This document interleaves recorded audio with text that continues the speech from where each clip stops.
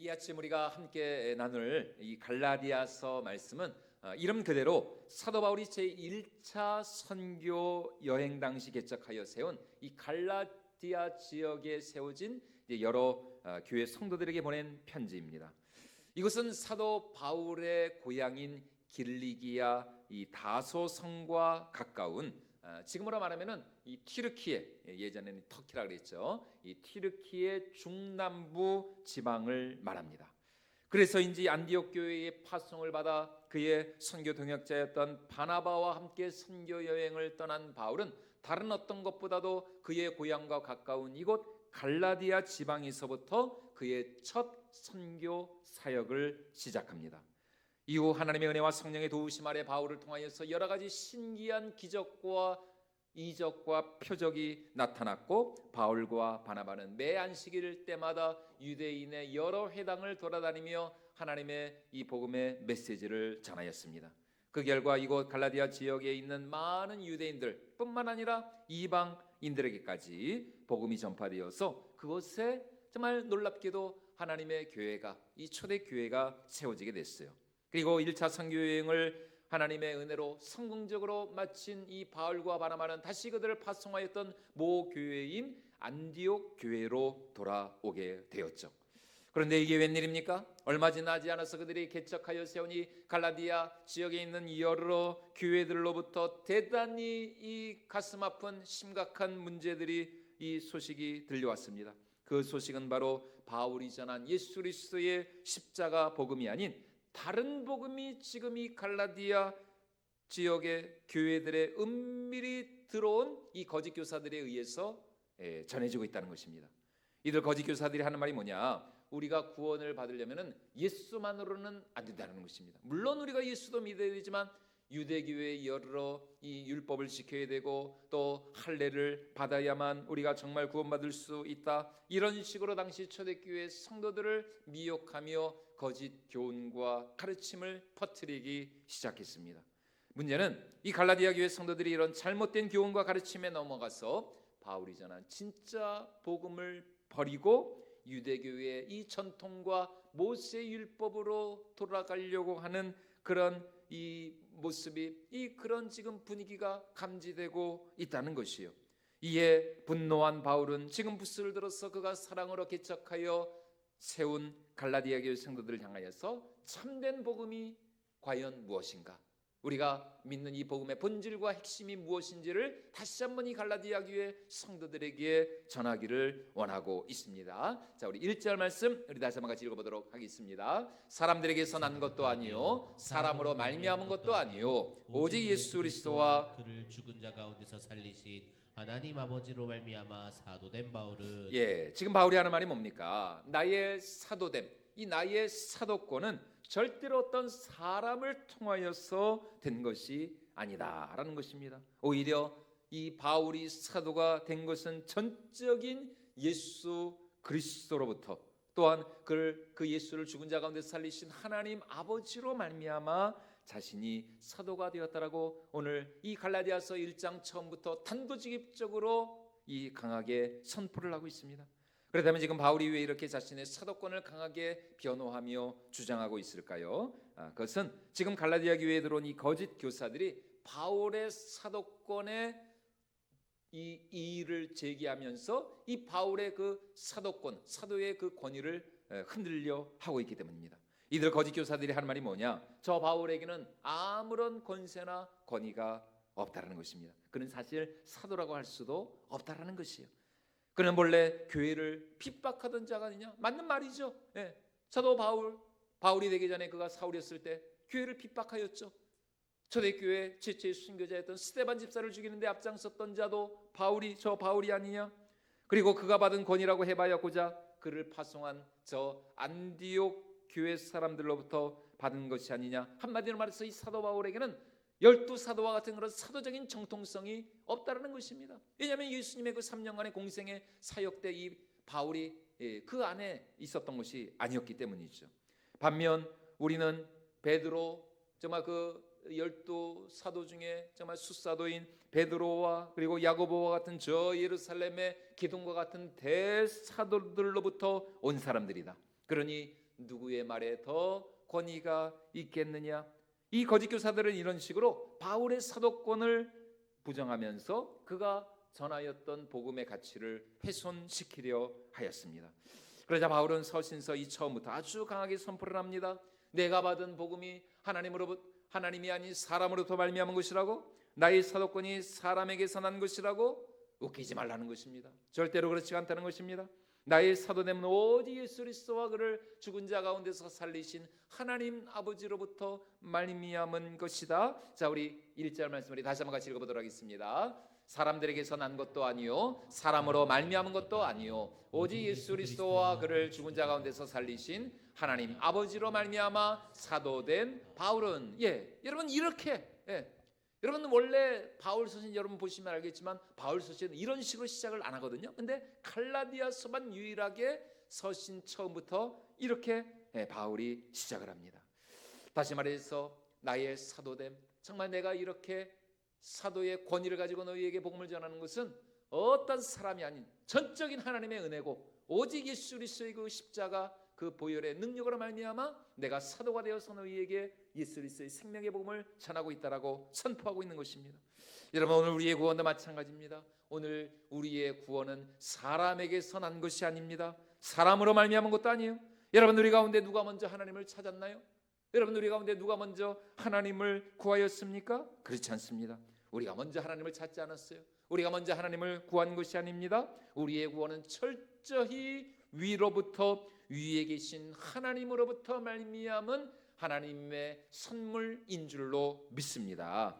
다시 말해 우리의 구원은 생명의 주가 되시는 여호와 하나님의 그 선하신 뜻과 계획에 따라서 그의 아들 예수 그리스도의 그 십자가 보혈의 공로로 말미암은 하나님이 주신 은혜의 선물이라는 것이요. 그래서 우리가 잘 아는 에베소서 2장에서 사도 바울이 이렇게 우리에게 말씀하고 있죠. 자, 우리 에베소서 2장 8절과 9절 말씀도 같이 한번 읽어보도록 하겠습니다. 너희는 그 은혜에 의하여 믿음으로 말미암아 구원을 받았으니 이것은 너희에게서 난 것이 아니요 하나님의 선물이라. 행위에서 난 것이 아니니 이는 누구든지 자랑하지 못하게 함이라. 이것이 8절 말씀 다시 한번 보여주실까요? 이것이 너희에게서 난 것이 아니라 누구의 선물이라고요? 하나님의 선물이라. 하나님으로부터 말미암은 하나님의 선물. 신앙생활을 시작한 지 얼마 되지 않은 새가족분들을 만날 때마다 절실히 깨닫게 되는 사실이 바로 이것입니다. 신방을 가면 먼저 묻죠. 어떻게 이렇게 교회에 나오시게 되었습니까? 아니 어떻게 이렇게 예수님을 믿기로 이렇게 결단하셨어요? 100이면 100 나는 절대로 교회에 나올 사람이 아니었다는 것입니다. 아니 지금 이렇게 교회에 나오셔서 이렇게 신방을 받고 계신데요, 어떻게 그렇게 말씀하세요? 그러면은 하시는 말씀이 나도 내가 어떻게 이렇게 교회에 나와서 이렇게 예배드리고 기도하고 이렇게 말씀을 듣고 찬양을 따라하는지 참 나도 참 내가 이해가 안 된다는 것입니다. 지금껏 수많은 사람들이 나에게 예수 믿으라고 교회에 다니자 했지만 내가 눈 하나 깜짝하지 않았다는 것입니다. 아니 내가 지금 얼마나 할 일이 많고 갈 데가 많고 만날 사람이 많은데 무슨 시간 아깝게 시간 낭비하면서 교회 가서 예배를 드리느냐. 그런데 어느 날부터인가 나도 모르게 마음이 횡합니다. 이 가을, 이 스산한, 이 쓸쓸한 이 가을 바람처럼 왠지 모르게 언제부터인가 나도 모르게 마음이 횡해요. 눈물이 나고 삶의 회한이 밀려오고 지금껏 정말 내 주먹 하나 믿고 열심히 정말 살았는데 내가 믿었던 사람들로부터 다 배신당하고 돌아보니까 인생이 너무 허무하고 정말 이 허탈하고 슬픕니다. 여러분 그 인생 가운데 누가 찾아오신 거예요? 하나님이 찾아오신 것이죠. 주님이 찾아오신 것입니다. 인생이 진정한 의미와 목적을 발견하도록 하나님의 성령께서 역사하신 거예요. 그리고 바로 하나님은 그때 그분에게 예비된 전도자를 보내주셔서 이제 그분으로 하여금 교회로 인도하게 하시는 것이죠. 여러분 그러므로 우리는 항상 준비된 전도자가 되어야 할 줄로 믿습니다. 우리는 정말 사도 바울이 말하는 것처럼 때를 얻든지 못 얻든지 항상 하나님의 말씀을 전하는 일에 준비가 되어 있어야 한다는 것이에요. 그래서 우리 속에 있는 소망에 관한 이유를 묻는 자에게는 언제든지 우리의 구원과 영생과 천국과 그리고 예수 그리스도의 이 복음에 대하여서 답해야 할 말이 항상 우리 마음 가운데 준비가 되어 있어야 한다는 것입니다. 그래야 우리가 어디를 가든지 누구를 만나든지 이 복음의 말씀을 우리가 담대히 전할 수가 있는 것이죠. 그래서 사도 베드로도 우리에게 이렇게 말씀하고 있습니다. 자, 우리 베드로전서 3장 15절 말씀 같이 한번 읽어보도록 하겠습니다. 너희 마음에 그리스도를 주로 삼아 거룩하게 하고 너희 속에 있는 소망에 관한 이유를 묻는 자에게는 대답할 것을 항상 준비하되 온유와 두려움으로 하고. 왜냐하면 언제 어떻게 하나님이 우리에게 예비된 영혼들을 붙여주실지 우리가 모르기 때문이에요. 그리고 하나님이 우리에게 그 영혼들을 붙여주실 때 우리는 절대로 머뭇거리거나 주저하거나 포기하지 말고 정말 하나님이 우리에게 붙여주신 그 한 영혼의 구원을 위하여서 꾸준하면서도 집요하게 그 영혼에게 복음을 전해야 한다라는 것입니다. 왜냐하면 각 사람들마다 하나님이 부르시는 또 교회에 나오게 하시는 그 때가 있기 때문입니다. 사람들마다 다 보면은 때가 있더라고요. 그래서 어떤 전도자는 정말 열심히 뿌리기는 하는데 거두는 건 별로 없어요. 근데 어떤 전도자는 세상에 그냥 별로 평소에는 그렇게 전도 별로 안 하다가 그냥 이렇게 한번 어떻게 그냥 무심코 그냥 교회 나자 그러는데 그냥 한번 교회 나자는데 세상에 그분이 그냥 바로 그냥 기다렸다는 듯이 이렇게 완전 그냥 얻어 걸린 거죠. 그러니까 이게 물론 이제 그분에게 예전부터 씨를 뿌린 복음의 씨를 뿌린 그 분들도 당연히 하나님이 주시는 상급이 있죠. 그런데 중요한 것은 각 사람들마다 이 교회에 나오는 때가 다 다르다는 것입니다. 예전에 여기서 이제 멀지 않은 지역에서 식당을 운영하시던 이 40대 초반의 사장님이 한 분 계셨어요. 그 근처에 있는 그 교회 전도사님이 정말 1년 동안 매 주일마다 한 주도 빠짐없이 토요일마다 그 식당에 가가지고 밥을 먹었습니다. 왜 먹었을까요? 교회 나오라고, 우리 교회 같이 가자고 정말 매주 토요일마다 가가지고 점심을 드신 거예요. 그런데 이 사장님이 그때는 여러 가지 참 상황 때문에 교회 갈 형편이 안 됐던 것입니다. 그리고 1년 정도 지나니까 이 전도사님도 맥이 풀렸는지 이제 그 다음부터는 아이고 저번은 안 되는구나. 이제 나는 그냥 할 만큼 했다. 그리고 이제 그 다음부터는 이제 안 가신 거예요. 그런데 참 희한하죠. 그때부터 그러니까 그 전도사님이 이제 밥을 먹으러 안 오고부터 얼마 이제 조금 있다가부터 이제 이 사장님이 왠지 그냥 교회를 가고 싶다는 그런 마음이 들더라는 것입니다. 아니 그렇게 교회 가자고 할 때는 안 오더니 이게 왜 그래요? 그래서 실제로 어느 날인가 밤 12시가 넘은 시간에 이제 영업을 다 이제 마치고 정리하고 밤 12시가 넘은 시간에 가게 이제 영업을 마치고 나서 근처에 있는 교회 갔어요. 뭘 모르는 분이니까 교회에 대해서. 그런데 여러분 밤 12시면 교회도 영업을 마치잖아요. 교회도 영업 끝입니다. 그러니까 항상 여러분 교회는 문이 열려 있어야 됩니다. 열린 문에 축복이 있어야 돼요. 교회는 절대로 문이 닫혀져 있으면 안 돼요. 그렇게 한동안 교회에 대한 갈급함이 있을 때 마침 그 당시에 이제 제가 사역하던 교회에 이 전도자 집사님 한 분이 이제 우연히 이 사장님을 만나가지고 우리 교회 가자고 두 번 얘기한 것도 아니에요. 한 번 우리 교회 가자고 했는데 세상에 그 사장님이 기다렸다는 듯이 교회로 온 겁니다. 언제 왔을까요?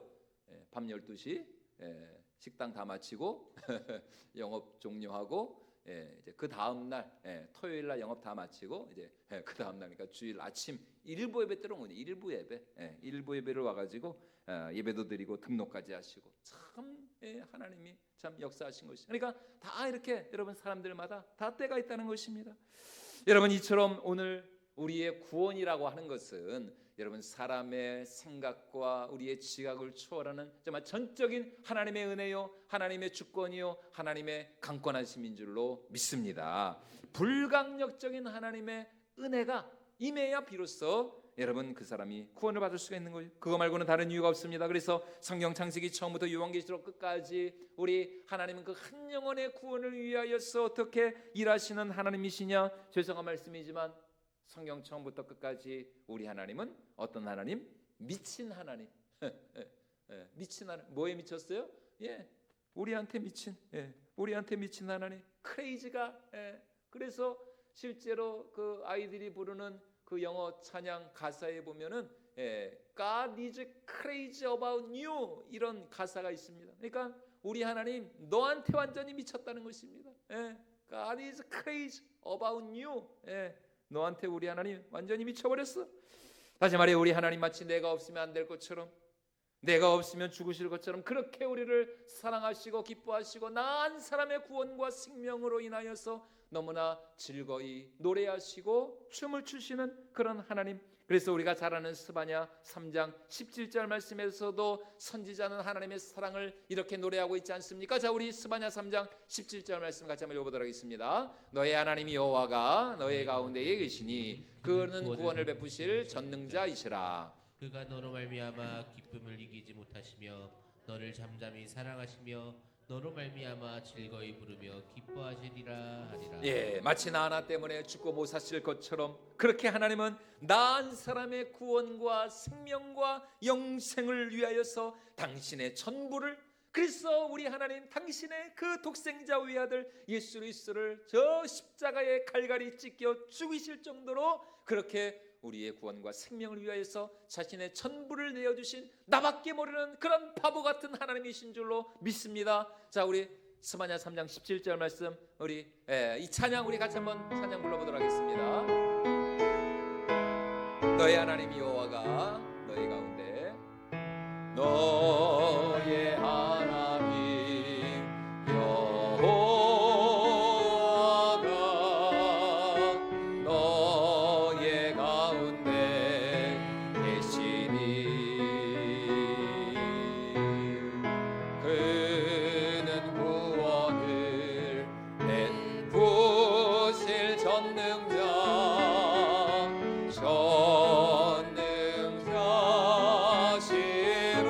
그가 너로 인하여 기쁨을 이기지 못하시며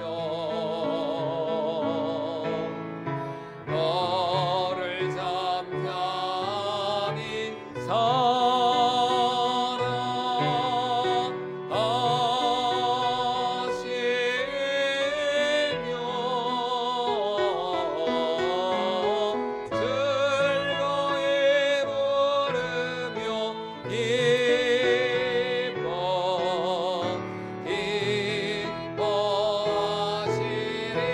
즐거이 부르며 기뻐하시리라. 즐거이 부르며 기뻐하시리라.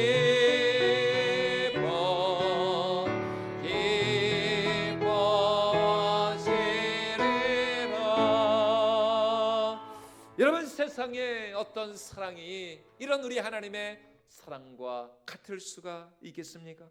어떤 사랑이 우리 하나님의 사랑과 비교할 수 있겠습니까? 아무리 뜨거운 사랑, 불타는 사랑도 세상의 사랑이라고 하는 것은 다 시간이 지나면 희미해지고 시들해지고 변하게 되어 있습니다. 그래서 예전에 아주 오래된 영화입니다. 봄날은 간다라는 그 영화, 이따가 2부 때는 그 포스터를 좀 한번 보여주세요.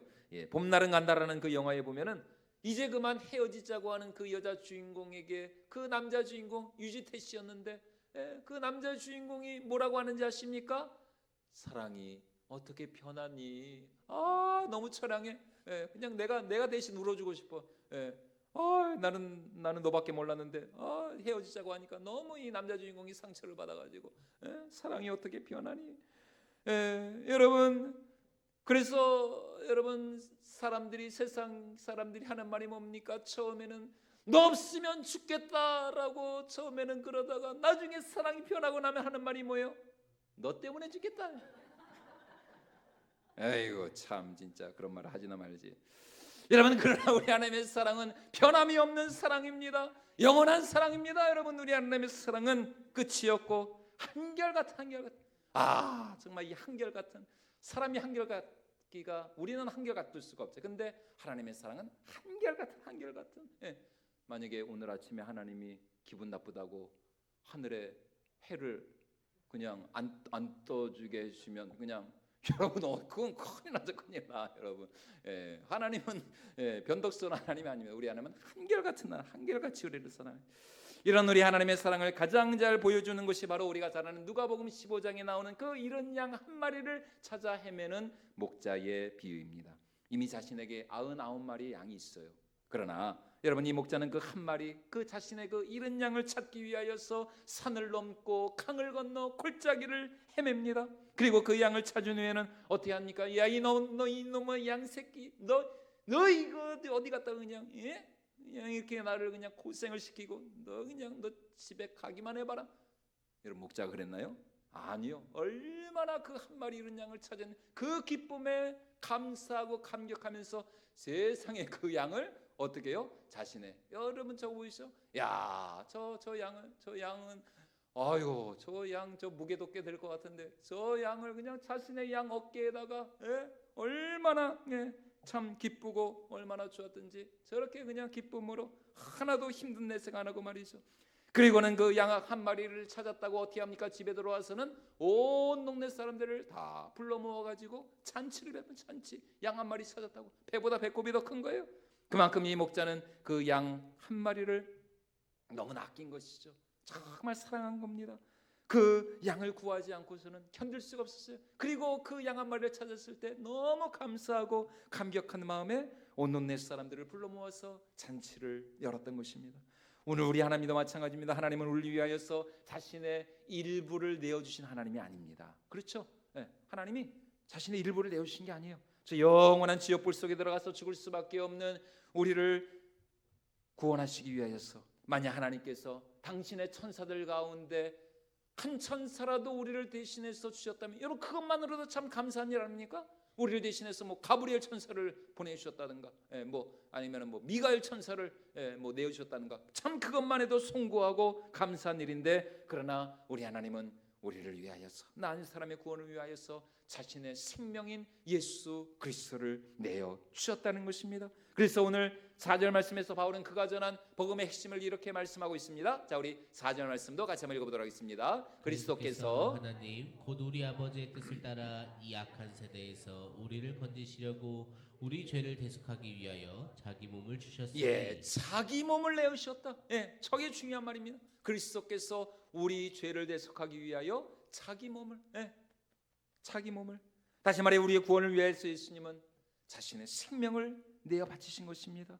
그러므로 복음이라고 하는 것은 여러분 결코 단순한 어떤 가르침이나 학문이나 사상이나 철학이 아닙니다. 여러분 그건 복음이 아니에요. 여러분 예수 그리스도의 복음이 무엇입니까? 그것은 바로 하나님의 아들께서 우리의 구원을 위해서 자신의 목숨, 자신의 생명을 내어 바친 역사적인 사건이라는 것입니다.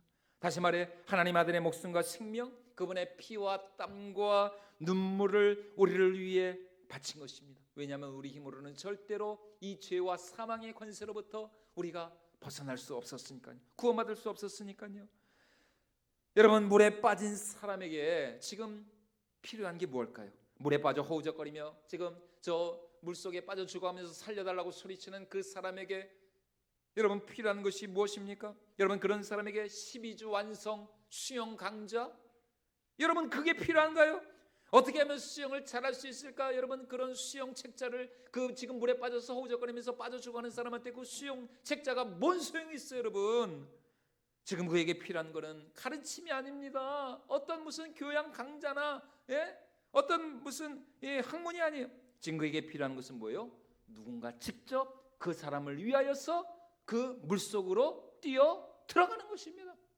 그래서 그 물에 빠져 허우적거리는 그 사람의 손을 꽉 잡고, 손이 아니면 그 사람의 그냥 머리끄덩이라도 잡아가지고 그 사람을 물속에서 데리고 나오는 것이죠. 그게 중요한 것이죠. 무슨 수영을 가르칠 시간 지금 어디 있어요? 지금 죽어가는데. 마찬가지로 지금 불타는 집에 갇혀서 꼼짝없이 죽을 수밖에 없는 그런 사람에게 비상대피로가 어디 있고, 이쪽으로 이렇게 나오시면 됩니다. 거기 방독면이 있죠? 소화기가 거기 곁에 있는 거 확인하셨죠? 자, 소화기는 이렇게 뽑아서 핀을 뽑아서, 갑자기 소화기 하니까 제가 중학교 때 저도 호기심이 많아가지고 이 소화기 이게 어떻게 이게 작동? 그래서 그걸 뽑아가지고 세상에 거기 그때 이제 학원 건물이었는데 학원에서 소화기를 직접 엄청 뒤지게 혼났습니다 그때. 하여튼 이거 진짜 그렇게 될 줄 몰랐거든요. 야 근데 소화기가 살짝 눌렀는데 그냥 푹 나와가지고 이거 그때 깜짝 놀랐습니다. 하여튼 여러분 소화기를 어떻게 쓰는 이게 중요한 게 아니죠. 지금 불타는 집에 갇혀 죽어가는 사람에게 증거에게 필요한 건 뭡니까? 그 화마를 뚫고 그 막혀진 문을 부수고 목숨 걸고 들어가서 그 사람을 끄집어 데리고 나오를 용감한 소방관이 필요한 것이죠. 그런 의미에서 우리 소방관, 우리 정말 소방관님들, 또 우리 경찰분들 참 이런 분들이 참 대단한 분들입니다. 여러분 우리가 참 이런 분들 좀 잘해드려야 됩니다. 여러분 우리 예수님도 마찬가지입니다. 우리 예수님 역시 우리에게 어떤 좋은 가르침을 주시기 위해서 이 땅에 오신 것이 아닙니다. 어떤 삶의 모범을 보여주시기 위해서 오신 것. 물론 예수님은 우리에게 하나님 나라의 좋은 말씀을 주셨죠. 삶의 거룩한 모범을 보여주셨습니다. 하지만 그가 이 땅에 오신 진정한 이유는 바로 죄와 사망의 권세로부터 우리를 구하고 이 약하고 불의한 세상으로부터 우리를 건지시기 위하여서 여러분 우리 예수님 하나님 나라의 소망대장으로 하나님 나라의 구조대장으로 2000년 전 이 땅에 오신 줄로 믿습니다. 여러분 그러므로 우리의 구원은 전적인 하나님의 은혜요 예수 그리스도의 십자가 보혈의 공로라는 것입니다. 죽을 수밖에 없는 나 같은 죄인에게 감당할 수 없는 하나님의 놀라운 은혜가 임한 것이죠. 그러니 우리가 그 은혜, 그 사랑을 생각한다면 여러분 우리가 교만할 수 있겠습니까? 여러분 우리가 그럴 수가 없죠. 늘 그 은혜, 그 사랑을 생각한다면 우리는 감사하고 정말 그 사랑 앞에 우리가 송구하고 황송하고 언제나 살아계신 하나님을 예배하고 찬양하는 마음뿐인 것이죠. 늘 빚진 자의 심정으로 더 어떻게 하면 주님을 사랑할까? 어떻게 나를 사랑하사 나를 위하여 자기 몸을 십자가에 내어주신 그 예수님을 위하여 살아갈 수 있을까? 여러분 그것이 바로 은혜 받은 자의 마땅한 본분인 줄로 믿습니다. 왜냐하면 그분은 우리를 위하여 자신의 전부를 자신의 몸을 내어주셨기 때문이에요. 그리고 이런 하나님의 놀라운 은혜와 사랑을 받은 결과가 무엇인가? 바로 하나님과 우리 사이에 완전한 평화와 완전한 샬롬. 자 우리 3절 말씀 다시 한번 같이 읽어보도록 하겠습니다. 우리 하나님 아버지와 주 예수 그리스도로부터 은혜와 평강이 있기를 원하노라. 여러분 하나님의 은혜는 결코 은혜 자체로 끝나지 않아요. 그 은혜는 반드시 우리에게 무엇을 가져온다? 하나님과 우리 사이에 평화와 평강을 가져온다. 지난주에 그 에이펙 정상회의가 끝났잖아요. 여러분 그렇게 그 세계 정말 각국의 그 정상들이 모여서 이렇게 하는 이유도 뭐예요? 우리끼리 뭐 하자는 거예요? 잘 지내보자는 거 아니에요? 우리끼리 싸우지 말고 괜히 그냥 뭐 그냥 핵이 있다고 강대국이라고 그렇게 그냥 싸우지 말고 좀 우리끼리 좀 그냥 사이좋게 지내자, 평화롭게 지내자. 여러분 결국 그것 때문에 그렇게 그런 거 하는 거 아닙니까? 여러분 하나님의 은혜도 마찬가지입니다. 하나님의 은혜의 결과는 무엇이에요? 하나님과 우리 사이에 평강, 평화. 더 이상 하나님과 우리 사이에 막힌 담이 없습니다. 참 우리는 언제나 예수 그리스도의 그 보혈의 공로를 의지하여서 주의 은혜의 보좌 앞에 담대히 나갈 수가 있습니다. 그리고 우리가 그렇게 예배의 자리, 기도의 자리로 나올 때마다 하나님은 그런 우리를 기뻐하시고 즐거워하시고 또 우리의 모든 기도와 간구에 응답하시며 우리 삶을 가장 좋은 길로, 복된 길로, 생명의 길로 인도하여 주실 줄로 믿습니다. 여러분 이것이 바로 구원받은 성도의 강한 담대한 믿음이라는 것입니다. 다시 말해 우리가 하나님의 그 무한한 은혜와 사랑을 확신할 때 우리의 심령 가운데 평안이 임하고 평화가 임하고 샬롬이 임하는 거죠. 정말 예수님, 예수 그리스도 안에서 하나님이 나를 이렇게 사랑하시는구나. 참 하나님이 내 삶을 이렇게 인도하시고 내 삶을 이렇게 보호해 주시고 책임져 주시는구나. 그 하나님이 나를 지켜주시고 나를 보호해 주시니 정말 나는 지금 죽어도 나는 천국이고 나는 언제나 예수님과 함께 영원한 생명의 삶을 누릴 수 있겠으나 여러분 이런 정말 이 구원의 확신, 이 하나님의 사랑을 확신할 때 세상이 두렵지 않고 어떤 고난과 시련과 어떤 문제가 정말 우리 삶에 닥친다 할지라도 여러분 우리가 그것 때문에 절대로 실망하거나 낙심하거나 절망하지 않습니다. 왜요? 하나님의 사랑을 확신하니까. 하나님의 그 은혜를 우리가 충만히 누리고 있기 때문인 것입니다. 그래서 시편 63편에서 다윗은 광야에서 사울에게 쫓기는 중에도 하나님의 은혜와 사랑, 정말 그 하나님의 은혜가 나의 생명보다 더 귀합니다. 아까 우리 선생님들 불렀던 그 교사들 불렀던 그 찬양의 그 가사와 같이 이렇게 고백을 하고 있습니다. 자, 우리 시편 63편 3절과 4절 말씀 같이 한번 읽어보겠습니다. 주의 인자하심이 생명보다 나음으로 내 입술이 주를 찬양할 것이라. 이러므로 나의 평생에 주를 송축하며 주의 이름으로 말미암아 나의 손을 들리이다. 예, 3절 말씀 다시 한번 보여주실까요? 주의 인자하심이 뭐보다 낫다고요? 생명보다. 예, 내 생명보다, 내 목숨보다 뭐가 더 귀하다? 주의 인자하심이. 예, 하나님의 은혜가 내 생명보다 더 귀하다는 것입니다. 지금 다윗은 메마르고 그 황량한 광야 한복판에서 사울에게 쫓기고 있습니다. 예, 저 맹수, 저 사자와 같이 달려지는 저 사울로부터 정말 이 한 마리 사슴처럼 이 다윗은 쫓기는 신세예요. 도망자 신세입니다. 그럼에도 불구하고 지금 다윗에게 가장 필요한 것이 무엇이었습니까? 자신을 지켜줄 군대라고 말하고 있나요? 자신을 보호해줄 무기가 지금 자신에게 필요하다고 말하고 있습니까? 아니면 뭐 먹을 양식이 필요하다? 아니요. 지금 다윗이 가장 원하는 것, 정말 그가 가장 소원하는 것은 무엇이라고요? 하나님의 은혜, 주의 인자하심. 그 인자, 그 은혜가 나의 생명보다 더 귀합니다. 여러분, 오늘 우리의 상황이 아무리 힘들고 막막하고 고달프다 할지라도 우리가 오늘 다윗과 같이 결단코 놓치지 말고 빼앗기지 말아야 할 것이 무엇입니까? 그것은 바로 하나님의 은혜라는 것입니다. 예수 그리스도 안에서 하나님이 우리에게 주시는 그 은혜, 하나님의 인자하심. 설령 돈이 없어도, 직장이 없어도, 설령 내 건강을 빼앗긴다 할지라도 여러분 우리가 살 수 있습니다. 그러나 여러분 우리 그리스도인들에게 있어서 하나님의 은혜를 빼앗기면 여러분 우리는 단 한순간도 살아갈 수가 없습니다. 왜냐하면 그 은혜가 바로 우리의 구원이고 우리의 영생이고 우리의 축복이기 때문인 것이죠. 그러므로 우리의 일평생 더 하나님의 은혜를 노래하고 하나님의 은혜를 찬양하며 그 은혜를 더욱 간절히 사모할 수 있는 저와 여러분들이 모두가 될 수 있기를 주님의 이름으로 축원을 드립니다. 그 은혜가 우리의 삶을 보호할 것입니다. 그 은혜가 우리의 삶을 인도할 것입니다. 그 은혜로 말미암아 우리는 반드시 승리하게 될 줄로 믿습니다. 지금 우리가 어떤 형편과 아무리 힘들고 어려운 상황 가운데 있다 할지라도 여러분 그 은혜 안에서 우리는 반드시 승리하고 우리 주님과 함께 영원한 하늘의 복락을 누리게 될 줄로 믿습니다. 이 은혜와 평강이 우리 평생에 넘쳐날 수 있기를 주님의 이름으로 축원을 드립니다.